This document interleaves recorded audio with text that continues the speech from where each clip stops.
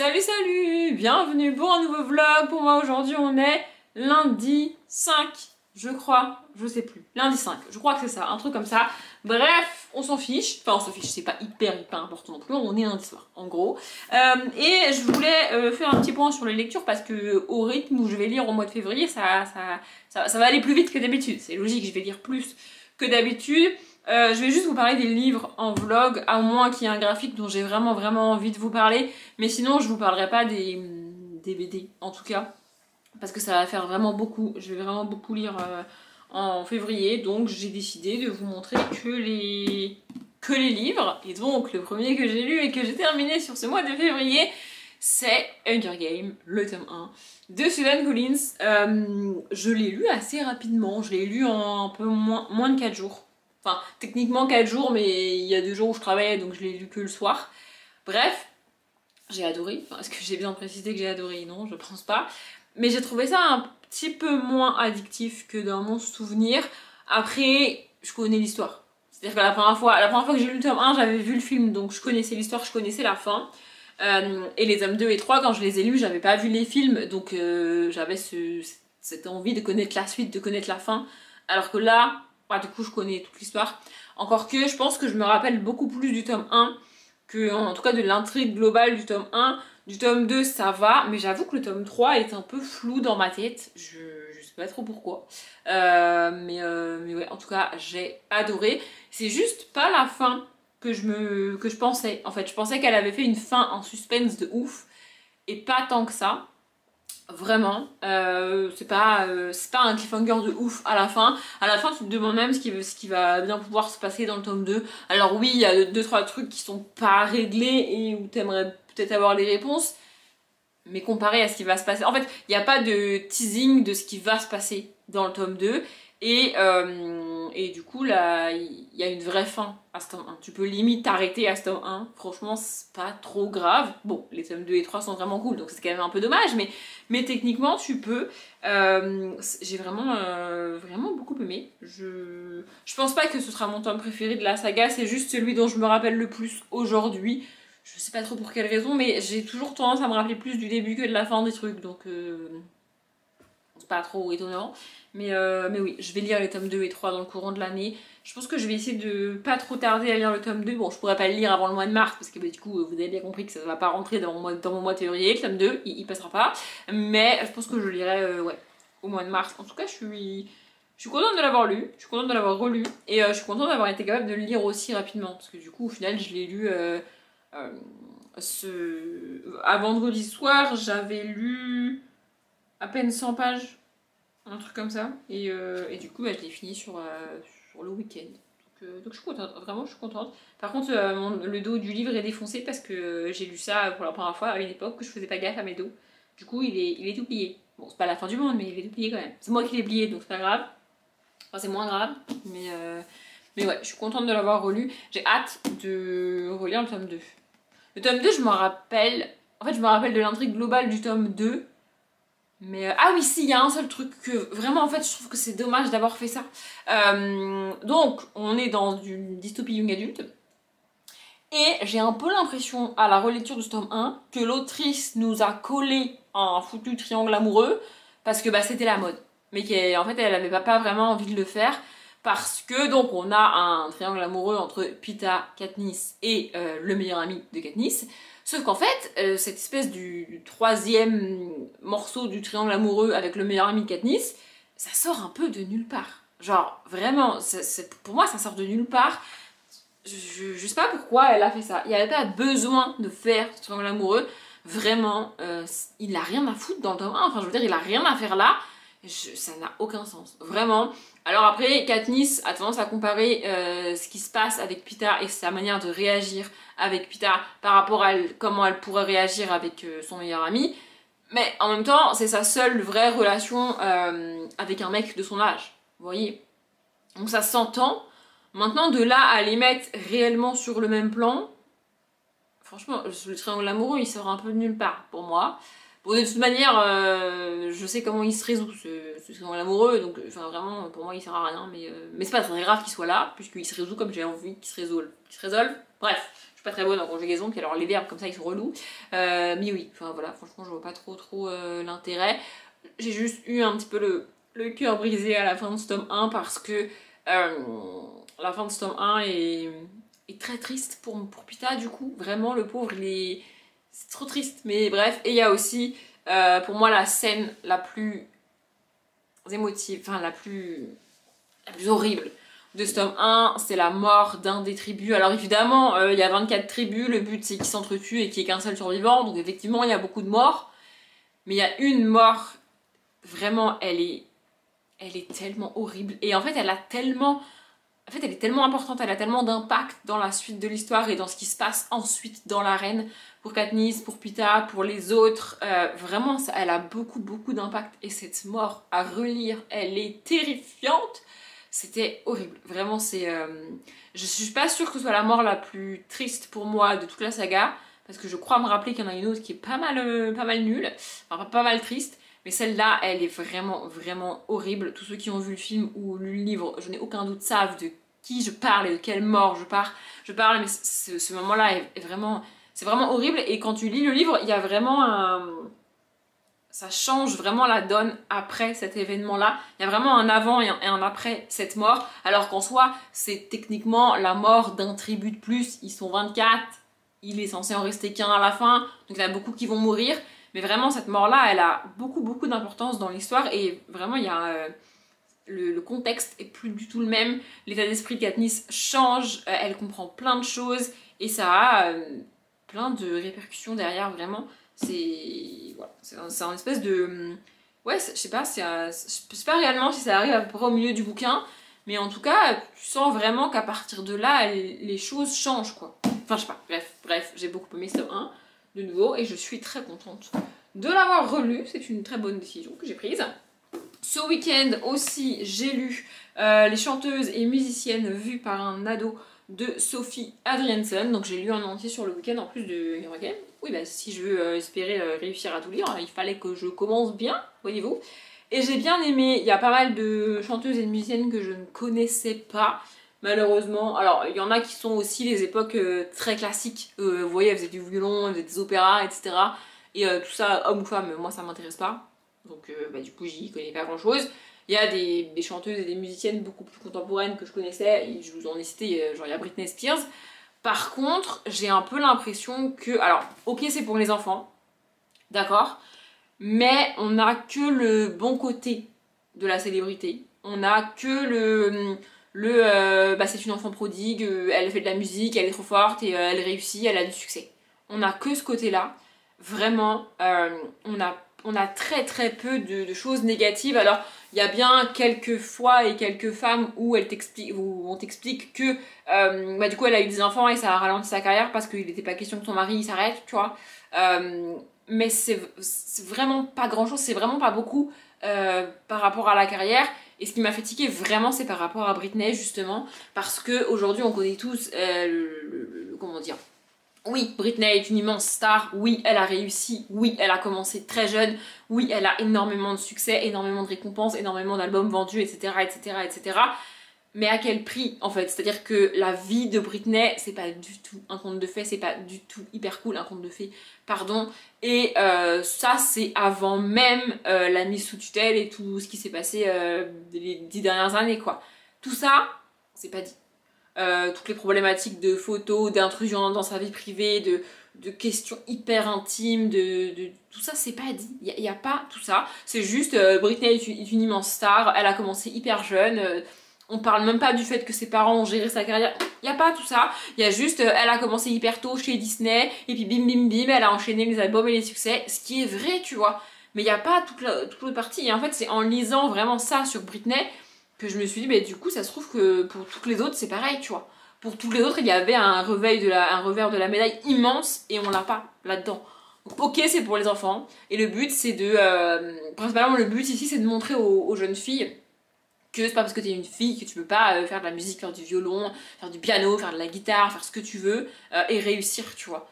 Ok, très bien, mais ça serait bien aussi de les prévenir que ça peut mal tourner quand même, tu vois, parce que encore une fois, Britney est une immense star, il n'y a pas de souci, Mais je suis pas sûre que si tu demandes à Britney aujourd'hui si elle est prête à recommencer tout exactement de la même manière, avec les mêmes conséquences, etc., je suis pas sûre qu'elle te dise oui, tu vois. Alors qu'elle a gagné des millions et qu'elle est ultra connue. Je suis pas sûre qu'elle le refasse. Vous voyez ce que je veux dire? Donc pour ça, j'étais un peu déçue, mais sinon, pour découvrir vraiment pas mal de musiciennes et vraiment pas mal d'artistes, c'est assez cool. Et l'autre aussi qui m'a un peu fait tiquer, en fait, c'est des personnes pour lesquelles je connais globalement leur vie, tu vois, c'est Edith Piaf. Edith Piaf a eu une vie vraiment très difficile et elle a été connue, vraiment très connue, assez tard, voire même carrément après sa mort. Et c'est pas vraiment dit dans le truc, c'est juste, bah, c'est Edith Piaf, c'est une immense star. C'est une immense star, ouais, mais de son vivant, pas tant que ça en fait. Et elle a eu quand même pas mal de soucis. Alors évidemment, La vie en rose, et toutes ces chansons sont sorties de son vivant, évidemment, mais évidemment, c'est le cas. Mais le succès n'est arrivé que... Enfin, en fait, le succès a commencé sur la fin de sa vie et a continué après sa mort. Donc elle n'a pas réellement profité du succès, surtout que sa vie privée était un petit peu chaotique. Enfin bref, voilà, je trouve ça un peu dommage de s'être vraiment concentré que sur le positif et de n'avoir quasiment rien montré du négatif à chaque fois. Mais bref, et hier j'ai commencé le jeu de la dame de Walter Tevis et j'aime bien, franchement j'avance plutôt bien. Alors après ça se lit pas hyper vite, ça fait quand même plus de 400 pages. Je me suis dit que j'allais lire un chapitre par jour et puis je verrai bien quand est-ce que je le termine, sachant qu'on est sur des chapitres de 30-35 pages. Donc c'est pas ce que je préfère, mais ce que je trouve cool, c'est que assez souvent dans les chapitres on a des séparations comme ça. Et alors ça peut paraître très con, mais moi j'adore. Vraiment, genre là sur cette page là on en a carrément deux, vous voyez. Ça j'adore. En fait ça découpe ma lecture, en fait mon cerveau est pas en mode putain un chapitre de 30 pages, tu vois. Il est en mode ok il fait 30 pages, mais toutes les 2 pages, même pas, il y a une petite séparation. Ça le rassure mon cerveau, vous voyez. Du coup ça va. Et donc c'est l'histoire de Beth Harmon qui va dans un orphelinat en 1957 à la mort de sa mère, son père étant mort quelques années plus tôt. Donc du coup elle se retrouve dans un orphelinat et elle va découvrir les échecs. Et elle va commencer à apprendre à jouer aux échecs et à être très forte pour les échecs. Voilà, si vous connaissez la série, c'est exactement la même chose. J'avais un peu peur que du coup la série soit plus une inspiration qu'une adaptation du livre. Et franchement, pour le moment, c'est clairement une adaptation.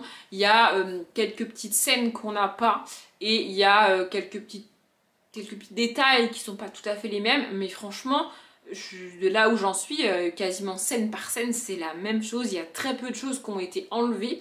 Vraiment, c'est vraiment cool. Après, ça a été adapté en série, pas en film, donc forcément, t'as plus de temps pour adapter. Mais vraiment, je trouve ça très cool. Par contre, je me suis fait la réflexion que... en fait, mon cerveau m'a fait deux réflexions en une, tu vois, donc je vais vous les donner. En gros, je me suis dit, je sais pas si est-ce que j'avais acheté ce livre sans avoir vu la série, sans connaître la série. Je sais pas réellement si j'aurais lu ce livre jusqu'au bout ou si je m'en serais lassée parce que c'est pas non plus hyper ouf. Là, c'est le début, voilà, elle est à l'orphelinat, etc. Moi, ce que j'attends, c'est que les tournois commencent, les tournois d'échecs et qu'elle découvre réellement ça. Et je sais que ça va arriver parce que j'ai vu la série. Donc pour l'instant, c'est pour ça que je continue pour voir ça parce que j'ai envie de le lire, tu vois. Donc je sais pas si j'aurais été au bout du livre sans avoir vu la série. C'est pas dit à 100% que j'allais au bout du livre, hein. Peut-être que ça va me gonfler à un moment donné. Entre parenthèses. Bref, mais en même temps, la deuxième réflexion de mon cerveau, c'est j'aurais probablement jamais connu ce livre sans la série. Donc en fait, j'aurais jamais lu ce livre sans la série. Vous voyez, du coup, mais vraiment, j'aime bien. Ça se lit quand même assez bien. Là, je suis à la page 95. Donc voilà, je vais avancer dedans et je vais aussi commencer un livre jeunesse en parallèle. Là je vais commencer Arthur Séverin, je peux vous le dire, je sais pas pourquoi je vous le dis pas, mais je vais pas commencer là encore, donc je vais le commencer tout à l'heure parce que du coup je me suis mis en espèce de challenge de lire un peu plus de 100 pages par jour où je travaille et de rattraper le reste sur le week-end. C'est comme ça que je vais essayer de me débrouiller avec les week-ends amis que je dois faire, ça devrait le faire. Et donc pour lire 110-115 pages, bah, je vais lire une trentaine de pages de ça, une BD qui fait entre 40 et 50 pages en moyenne, et puis bah, du coup le reste avec le Arthur Séverin, parce que je peux pas lire 50 pages de ça, là, c'est pas possible, déjà 30 pages c'est bien, donc voilà, je vais faire ça. Pardon, le cadrage a dû changer, on a été interrompu. Je voulais juste vous parler aussi de Grey's Anatomy, du coup que je suis encore en train de regarder. J'ai pas regardé de film depuis la dernière fois. Je sais pas trop comment je vais réussir à les caler dans mon mois de février, peut-être que j'y arriverai pas. Mais bref, j'ai avancé dans Grey's Anatomy, donc j'ai fini la saison 18. C'est une saison un peu bizarre à regarder. Avec le recul, à la regarder aujourd'hui, tu te demandes si... Enfin, ils ont dû tourner cette saison-là quand ils étaient dans... Enfin, quand on était tous dans la période de... vous savez, la période juste après le Covid où en gros on nous a dit un peu du jour au lendemain ah, c'est bon, le Covid c'est fini, vous pouvez reprendre votre vie, tu vois. Et du coup on est un peu en mode c'est fini, c'est pas fini, oui je peux faire ci, je peux faire ça, je peux aller là-bas, ah oui mais non, il me faut un papier, il me faut un vaccin, il me faut un truc. Ils parlent plus du tout du Covid dans la saison 18, mais tu sens que ils étaient pas très sûrs. Ils étaient un peu en mode est-ce qu'ils vont aussi interrompre notre saison 18 ou est-ce que c'est bon? Bah, c'est assez bizarre à regarder la saison 18, mais ça reste une bonne saison. Et du coup, j'ai commencé la saison 19 qui... J'adore la saison 19, vraiment, je l'ai déjà dit, je le répète. En fait, ils ont réussi à faire un truc génial dans la saison 19. Vraiment, je sais pas par quel miracle ils ont réussi à faire ça, mais c'est assez ouf. En fait, ce qui se passe dans la saison 19, c'est que premièrement, l'actrice principale a quitté la série, ça a été annoncé, etc. Donc elle est partie. Alors elle est officiellement restée sur la série en tant que scénariste, productrice il me semble, mais le personnage n'apparaît plus. Donc déjà, gérer le départ d'une actrice, ou en l'occurrence ou d'un acteur principal, c'est pas toujours évident et c'est pas toujours bien géré dans toutes les séries. Là, c'est bien fait, je trouve. En tout cas, tu sens pas un creux une fois qu'elle est partie et un manque en mode on sait plus trop quoi faire, on sait plus trop comment faire parce qu'elle est pas là. Il y a pas ça, c'est vraiment cool. Et aussi, il y a une nouvelle génération d'internes qui arrive. Comme c'est le cas assez régulièrement, hein, c'est quand même la 19e saison. Donc en fait la série démarre, on suit Meredith et 4 autres internes qui intègrent l'hôpital en tant qu'internes donc, et on va suivre l'évolution de leur carrière à tous les 5, qui sont internes et puis ils deviennent résidents, ils passent les examens, ils deviennent résidents, etc. etc. Et puis ensuite ils deviennent titulaires en chirurgie, et puis ensuite, pour vous donner un ordre d'idée, Meredith, elle, dans la fin de la série, elle est chef de son service. Donc on a l'évolution de ces personnages-là, et toutes les, je sais pas, 4-5 saisons, 3-4 saisons, j'en sais rien, il y a une nouvelle, des nouveaux internes qui arrivent. C'est pas à chaque saison, c'est parce que c'est pas forcément une saison, une année, donc c'est pas à chaque saison, mais en gros, ouais, toutes les 3-4 saisons, il y a une nouvelle génération d'internes qui arrive et qu'on va à nouveau suivre. Par exemple, c'est le cas de Jo. Jo, on l'a rencontrée, elle était interne, elle a intégré l'hôpital interne, et puis ensuite on la suit, elle devient résidente, etc., etc. Et donc là, on a une nouvelle génération d'internes qui arrive, c'est pas la... Enfin, c'est la... je sais pas, 4e. Ouais, 3e, 4e, 5e, je vais pas compter, mais en gros, c'est pas du tout la première génération, enfin, nouvelle génération d'internes qui arrive. C'est juste que là, on va suivre de nouveau 5 internes. Et de la manière dont les internes sont présentés, tu peux identifier chacun des nouveaux internes par rapport aux 5 premiers qu'on a rencontrés. Mais ça fait pas des copier-coller, déjà parce qu'ils ont pas forcément le même sexe, ils ont pas forcément la même orientation sexuelle, ils ont pas forcément la même famille, le même historique, etc. et les mêmes raisons d'avoir intégré l'hôpital, tu vois. Mais vraiment, dans la construction des personnages, tu peux les identifier par rapport au premier. Il y a pas mal de clins d'œil comme ça qui sont faits par rapport au premier, l'endroit où ils se retrouvent, la manière dont ils échangent entre eux, l'endroit où ils vont vivre, vraiment, et c'est assez cool.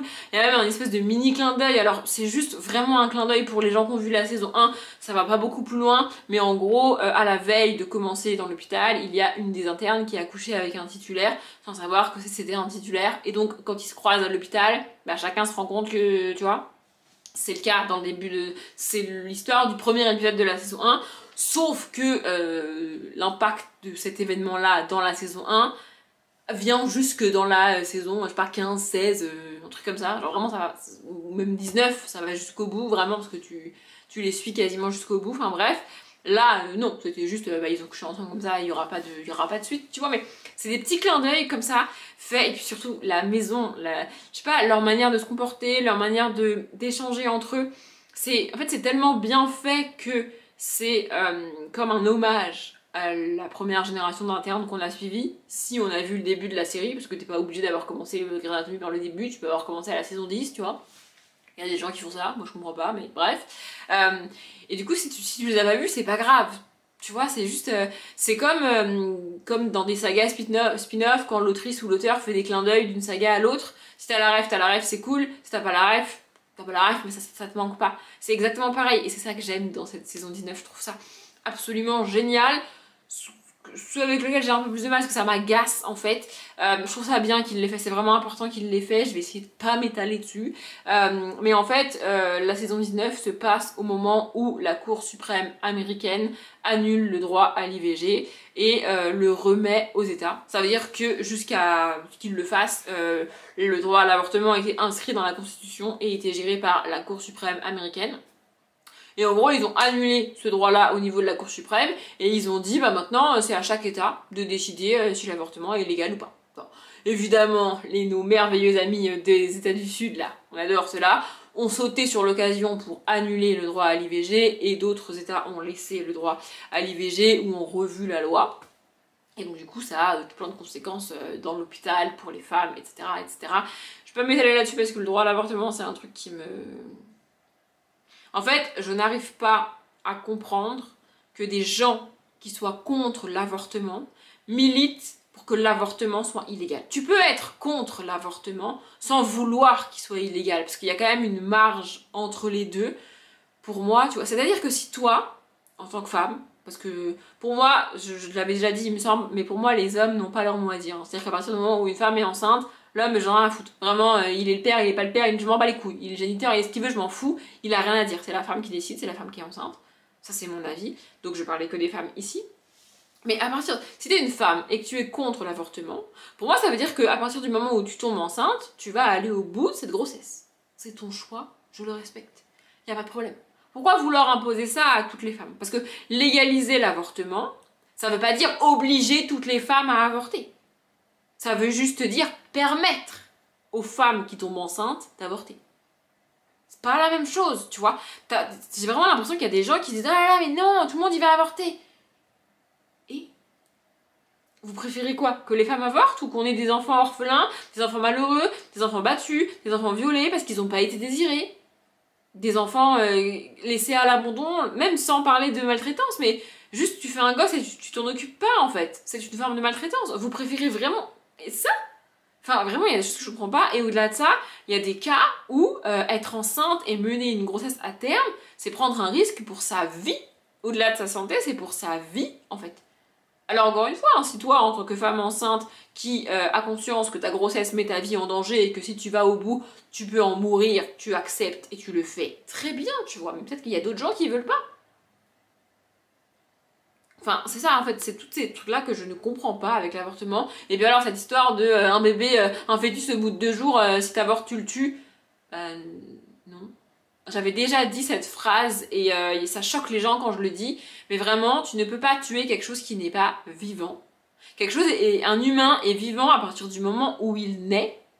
Donc en fait, techniquement, tant qu'il n'est pas né, tu peux pas le tuer parce qu'il est pas vivant en fait. Sa vie, dans ces cas-là, revoyez le mode de calcul de nos anniversaires, parce que jusqu'à preuve du contraire, tu nais le jour 0 de ta vie en fait, donc t'es pas vivant tant que t'es pas né en fait. Enfin je sais pas, mon cerveau c'est irrationnel, hein. Mon cerveau il comprend pas, c'est pas possible tu vois. Donc en fait, tant que t'es pas né, t'es pas vivant, mais on essaye de m'expliquer qu'on peut te tuer avant que tu sois né. Mon cerveau il comprend pas, vraiment toutes ces histoires de semaines et de je sais pas quoi, pour moi ça n'a aucun sens, vraiment c'est... Bah s'il est pas né, il est pas vivant en fait. Vraiment, c'est aussi simple que ça pour moi. Donc ces histoires de 2 semaines et de je sais pas quoi, et de tuer les fœtus là, pour moi ça n'a aucun sens. Bref, sans parler même de tout ce que ça impose pour les femmes, de bah genre, bah non, t'es enceinte de 2 jours, bah du coup tu vas mener ta grossesse à terme, j'en ai rien à foutre. Voilà, j'en ai rien à foutre. Et puis alors on ne parle jamais, alors ça c'est assez ouf, on ne parle jamais du fameux géniteur. Alors, j'ai dit que, selon moi, un homme n'a pas son mot à dire tant que le bébé n'est pas né, puisque c'est mon avis, d'accord? Mais si vous obligez une femme à garder son bébé alors qu'elle n'en a pas envie, pourquoi vous incluez pas le gars là? Parce que jusqu'à preuve du contraire, la meuf elle est pas tombée enceinte toute seule. Enfin, je veux dire, on n'est pas des Vierges Marie, à un moment donné, il y a quand même eu un acte masculin quelque part, tu vois, c'est-à-dire, voilà... Ou alors d'une personne peut-être pas masculine, mais avec un pénis. Enfin, je veux dire, à un moment donné, il y a une autre personne qui est intervenue, tu vois. C'est pas fait tout seul comme ça, tu vois. C'est pas... C'est pas magique. Donc pourquoi on n'impose rien à la personne là qui a fécondé? Non mais parce qu'employons les mots à un moment donné, tu vois. Ah bah non, la personne qui a fécondé, c'est pas son problème, c'est les couilles, vraiment. Ah non, c'est pas mon problème, je m'en fous. C'est ça qui me rend ouf, c'est cette inégalité là qui me rend ouf, tu vois. Alors après, je sais, on va me répondre dans l'autre sens. Bah oui, mais du coup, si la femme elle avorte, alors que le mec, pour rester sur la partie binaire, parce que sinon c'est compliqué, alors que le mec il voulait pas, c'est pas juste pour lui. Bah il a qu'à porter le gosse. On parle d'une inégalité fondamentale de base, c'est-à-dire que c'est comme ça en fait, c'est la meuf, c'est la femme qui porte enfin c'est la personne qui a des ovaires qui porte le gamin, enfin c'est comme ça, moi je vais à mon nez, j'y peux rien, tu vois. Bref, j'avais dit que j'arrive pas à ne pas m'énerver quand je parle de ça. Vraiment, je sais que c'est compliqué toutes ces questions-là, mais comme le dit Orelsan, hein, si les hommes devaient subir quelque chose qui dure 9 mois et qui leur fait gonfler les couilles, ils aimeraient pas qu'on vienne leur dire comment le faire. Bah voilà, c'est pas la phrase exacte, mais c'est l'idée de Orelsan. Voilà, c'est. Voilà. Si c'était dans l'autre sens, la question ne se poserait même pas. Les hommes feraient ce qu'ils veulent et les femmes n'auraient qu'à fermer leur gueule. Mais non, c'est. Bref, voilà, tout ça pour dire que j'adore cette saison 19. Même si je m'énerve de temps en temps parce que quand ces sujets-là sont abordés, comme vous pouvez le constater, je n'arrive pas à m'empêcher de m'énerver. Bref, il faut que j'aille manger là, parce que du coup, je voulais commencer Arthur Séverin. Je sais plus si je vous l'ai dit. Oui, parce que, voilà. Mais bah, du coup, vu que j'ai été interrompue, etc., je vais aller manger, parce que j'ai faim. Donc je vous reprendrai plus tard. On est mercredi soir et je me rends compte une fois que je me suis installée confortablement, enfin plus ou moins confortablement par terre, que ça aurait été peut-être pas mal que je sache combien de pages j'ai lu depuis le 1er février, pour vous le dire. Mais franchement, j'ai la flemme de me relever là, et puis je pense pas que ce soit vital pour vous. Donc peut-être je vous le dirai plus tard, peut-être je vous le dirai pas. En gros, je suis à peu près dans les clous en termes de nombre de pages depuis le 1er, donc ça va. Et en termes de lecture, je suis dans une période un peu... c'est pas ouf, vraiment c'est pas ouf. J'ai lu des BD, le personnage m'a gonflé, vraiment elle m'a tapé sur le système, j'avais envie de la frapper. Voilà, j'ai tenté une autre BD, j'ai rien compris de ce que j'ai lu. Du coup, je me suis dit, peut-être c'est moi. Non, mais au bout d'un moment, je commence à me poser des questions quand même, tu vois. Je me dis, peut-être c'est moi, ça va pas.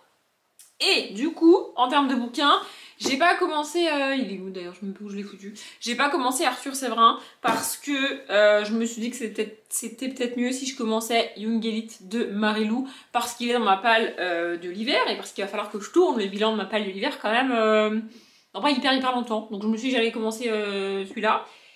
Et bah pareil, je trouve pas ça ouf. Vraiment, je m'ai été jusqu'à vérifier si elle avait écrit ça avant ou après la saga Legend. J'ai d'ailleurs au passage découvert qu'elle avait écrit et publié en 2019 un tome 4 de cette saga qu'on n'a jamais eu en français. Je sais pas ce que font les maisons d'édition, enfin bref. Et effectivement, elle a écrit... En fait, Legend, c'est Legend, le tome 1, c'est son premier livre publié. Et cette saga est géniale. J'ai adoré Legend Prodigy Champion, donc c'est les 3 titres des tomes de la trilogie. J'ai vraiment adoré Legend. Mais alors là, j'y arrive pas du tout à rentrer dedans. Je trouve ça mou du genou, c'est long, ça prend son temps pour pas grand chose. Et alors vous allez me dire, j'ai lu que 55 pages, c'est pas si catastrophique, tu vois. Enfin, il peut pas se passer mille et une choses en 55 pages. Mais je sais pas, j'accroche pas avec le personnage. L'univers, ça se rapproche un peu d'une fantaisie...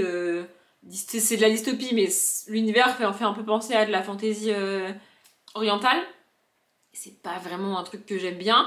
Et le début, ça commence un peu avec une espèce de mise au bûcher, un peu genre sorcière, tu vois.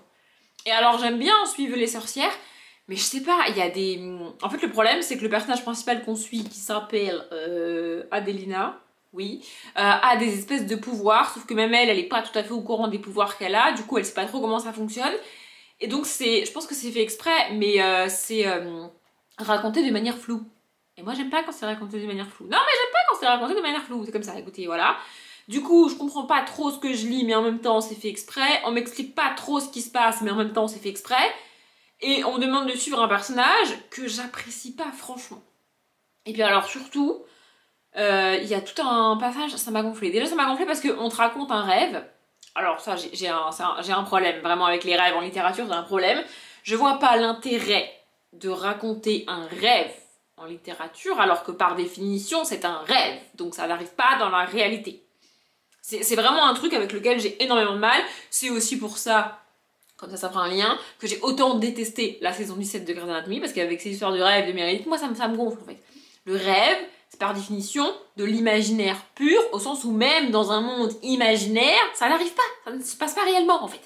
Donc ça me gonfle de lire ça, et puis alors là en plus, on lit dans ce rêve en espèce de souvenir, c'est plus un cauchemar d'ailleurs, qu'elle se remémore en rêve donc, sauf que je vois pas l'intérêt de nous foutre ce souvenir après les événements qu'on a déjà lus. Franchement ça sert à rien, à part à insister sur le fait que son père est un connard.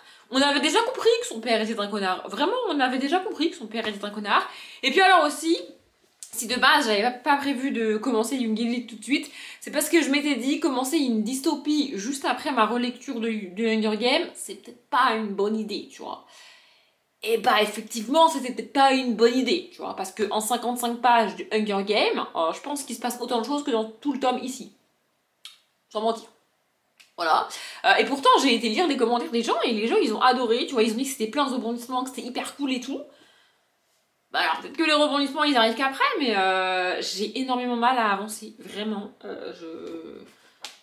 Je sais pas. Là, au stade où j'en suis, j'aurais déjà abandonné le bouquin si c'était pas Marilou. Si j'avais pas déjà lu Legend Prodigy Champion, j'aurais déjà abandonné le bouquin. Parce que vraiment, j'accroche pas du tout. Ça va pas du tout.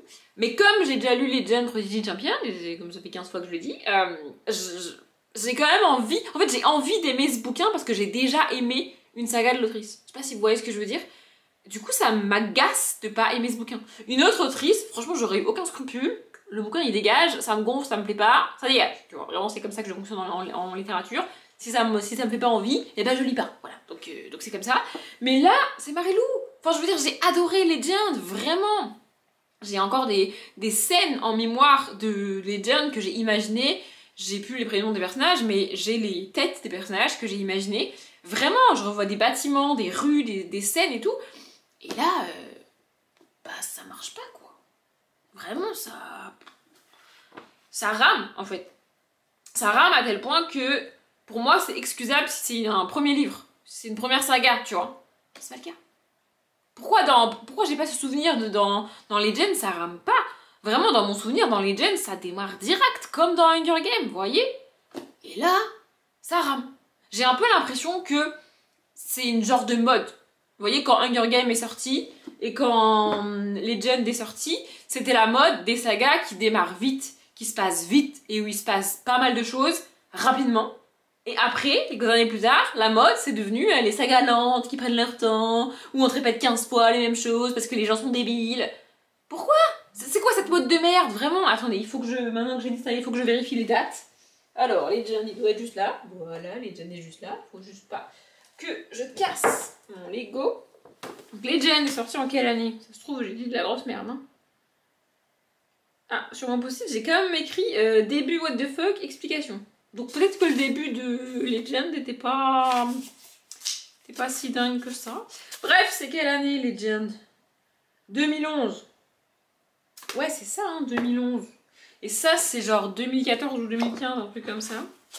Il n'y a pas beaucoup d'écart entre les deux. J'ai jamais dit qu'il y avait 15 ans d'écart entre les deux, mais je sais pas. On dirait que... Ouais, c'est ça, 2014. Et Hunger Games, attendez, parce que du coup, il est à l'autre bout là-bas. Il doit y avoir le tome 2 par là, parce que le tome 2 de Hunger Games, vous l'avez? Il est rouge foncé, le tome 2 de Hunger Games. Suivez un petit peu, suivez. Oh, vous suivez jamais aussi. Oui, je continue à vous parler alors que je suis pas là. Peut-être que je le ferai au montage. Peut-être pas. Hunger Games, donc l'embrasement. Le tome 2, je vous avais dit, il est rouge foncé. Voilà. Ça, c'est quelle année, ça? Du coup, ça veut dire que logiquement, le tome 1 est sorti avant. Non, mais je précise pour les deux du fond qui suivent pas là. 2009. Voilà, c'est ça. Donc, en gros, entre 2010 et 2013, on a changé de mode et on est passé sur une mode de merde en termes d'écriture de dystopie. Et tout le monde fait ça. Je sais pas pourquoi tout le monde fait ça, vraiment. C'est... Je sais pas, c'est vraiment... Écrivons des dystopies qui mettent 150 pages à démarrer. Pourquoi? N'expliquons strictement rien, mais rabâchons 15 fois la même information. Pourquoi? J'aimerais vraiment comprendre pourquoi les auteurs et les autrices font ça. En young adulte, ça me dépasse. Vraiment, ça me dépasse. Alors, je généralise, hein. Vous allez probablement me trouver des contre-exemples qui sont sortis en 2014-2015 et où ça fait pas ça. Ok. Mais vraiment, la plupart des dystopies, c'est ça. Donc là, ça gonfle. Voilà. Du coup, je ne sais pas, je ne sais pas ce que je vais faire avec ça. En fait, là, j'ai aucune envie d'y retourner. Mais il y a une petite voix dans ma tête, là, qui me dit quand même, c'est Marilou, peut-être ça va démarrer, peut-être ça va être cool après. Donc, je pense que je vais continuer jusqu'à ce que la petite voix, elle se transforme en vas-y, arrête, parce que même si tu continues, ça t'a tellement gonflé que de toute façon, tu liras pas la suite. Donc, je vais continuer le bouquin. Ou alors, peut-être que ça finira par être cool. Je vais pas savoir, j'en sais rien, tu vois. Donc bref, je suis dans une période pas ouf de lecture et je commence à me poser des questions existentielles sur ma vie de lectrice, voyez-vous. Sauf que je suis en train également de lire un autre livre que je vous ai déjà montré et qui est Le jeu de la dame de Walter Tevis. Et alors, j'adore, mais vraiment, je surkiffe. Je vais essayer de vous situer pour ceux qui ont vu la série, mais vraiment, c'est vraiment comme la série. Vraiment, vraiment, vraiment, vraiment. C'était un risque, entre guillemets, c'est-à-dire que ayant vu la série, si le livre est trop différent de la série, je savais que j'arriverais pas à le lire parce que moi j'ai la série dans la tête. C'est horrible pour le livre parce que c'est l'histoire de base ici quand même, mais ça aurait été le cas et en fait, vraiment l'ambiance est comme dans la série et même mieux que dans la série. En fait, tu lis le détail des parties d'échecs et des tournois d'échecs. Donc là, hier, ce que j'ai lu, c'est le premier tournoi auquel elle participe. Et donc c'est dans le Kentucky le premier, parce que c'est là qu'elle vit. En tout cas, elle fait le premier pas très loin d'où elle habite. Il me semble que c'est le Kentucky. Bref. Et donc, elle se pointe au tournoi. Elle a genre 13 ans, c'est ça. Elle se pointe au tournoi et elle dit oui, bonjour, je voudrais jouer. Donc, en gros, on lui répond bah oui, mais du coup, vous allez être avec les débutants parce que vous n'êtes pas classé. On sait pas qui vous êtes en fait. Et elle répond non, non, non, moi je joue pas avec les débutants. Les autres débiles là-bas, ils savent pas jouer. Moi, je veux être avec les vrais gens qui savent jouer, tu vois. Donc, elle réussit et ils la mettent avec les vrais gens qui savent jouer. Et il se trouve qu'elle est vraiment vraiment très très forte. Et donc elle va gagner plusieurs parties dans ce tournoi. Et en fait j'ai vu la série il y a assez longtemps. Enfin en fait j'ai vu la série il y a pas trop longtemps pour me rappeler globalement de l'histoire de la série. Mais en même temps il y a assez longtemps pour ne pas me rappeler trop en détail. Ce qui fait que là, ce tournoi là, moi dans ma tête il finissait pas comme dans le livre ici. Peut-être que mes souvenirs sont erronés, peut-être qu'ils ont changé le truc dans la série. En fait, je sais pas, parce que je me rappelle pas précisément. Mais en fait, c'est pas grave en fait, j'ai vraiment adoré lire ça. Et donc, pendant toute la période, alors le tournoi il doit durer sur 2-3 jours, tu vois, mais t'as vraiment le détail des parties, des placements des pièces. Alors, tu peux pas réellement rejouer les parties parce que t'as pas tous les coups qui sont joués, mais tu peux quasiment rejouer la partie. Vraiment, t'as en détail, elle prend le fou, puis elle le déplace là, et puis son adversaire il met le pion ici, vraiment en détail. Et c'est vraiment bien fait parce que, alors on parle d'échecs, hein, c'est pas non plus un truc de ouf non plus, mais il y a un suspense en fait, t'es en mode est-ce qu'elle va gagner, est-ce qu'elle va y arriver. Il y a un moment donné où elle est perdue et elle attend, elle met bien 20 minutes à déplacer un pion ou une dame ou je sais plus ce qu'elle déplace, tu vois, parce qu'elle sait pas quoi faire. Donc t'es en mode elle va gagner, elle va perdre, qu'est-ce qui se passe? Il y a vraiment du suspense dans le livre comme dans la série. C'est vraiment bien fait. Vraiment, je me passionne pour les échecs. Alors, je sais vite fait jouer aux échecs, c'est-à-dire que je sais à peu près, oui, je sais comment les pièces se déplacent. Je sais quel est le but des échecs, tu vois. Et si je joue avec une personne vraiment, vraiment très, très, très nulle, peut-être que je peux gagner. Par hasard. Vraiment, en fait, j'ai jamais joué réellement aux échecs. Je fais semblant, enfin... Je sais pas comment expliquer, mais j'ai jamais vraiment joué. Donc techniquement, je suis capable de faire une partie. Mais face à Bess, déjà, tout le monde perd, hein, parce qu'elle est une meuf trop forte. Mais face à quelqu'un qui joue, je sais pas, une fois tous les 6 mois, bah je perds. Parce que je suis nulle. Mais. Donc, enfin, en fait, les échecs, c'est pas un truc que je kiffe particulièrement. Mais vraiment, j'adore. Hier, j'étais à fond. J'ai dû me faire violence pour arrêter de lire. Et pourquoi je me suis fait violence pour arrêter de lire? Parce que hier soir, on était mardi et je voulais regarder Popcorn. Du coup, fallait que je m'arrête de lire pour regarder Popcorn. Mais vraiment, j'adore. Donc en fait, tout ce que je lis à côté de ça, je trouve ça nul. Mais ça, j'adore. Vraiment, je suis à fond. C'est trop cool. Là, du coup, elle est arrivée au deuxième tournoi auquel elle va participer, qui est un tournoi un peu plus important, organisé dans un hôtel, etc. Franchement, jusque-là, la série est vraiment, vraiment bien adaptée. Pardon, je sais plus où j'en étais, on a encore été interrompu. C'est fou, je vais jamais réussir à vlogger d'un coup sans être interrompu.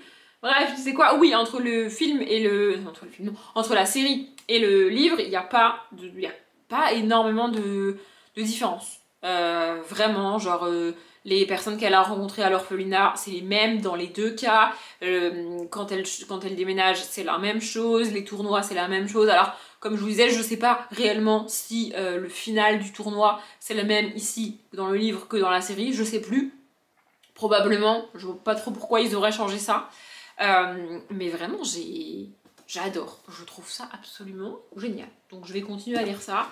Young Elite, en fait, ce qui m'embête, c'est qu'il faut que j'avance pour mon nombre de pages quotidien. J'ai quand même un nombre de pages à lire si je veux réussir, tu vois. Et en même temps, j'ai pas envie de le lire tout de suite. Enfin, j'ai pas envie d'y aller, j'ai pas envie de retourner dans Young Elite. Mais si je le pose pour lire autre chose, j'aurais probablement pas non plus envie d'y retourner.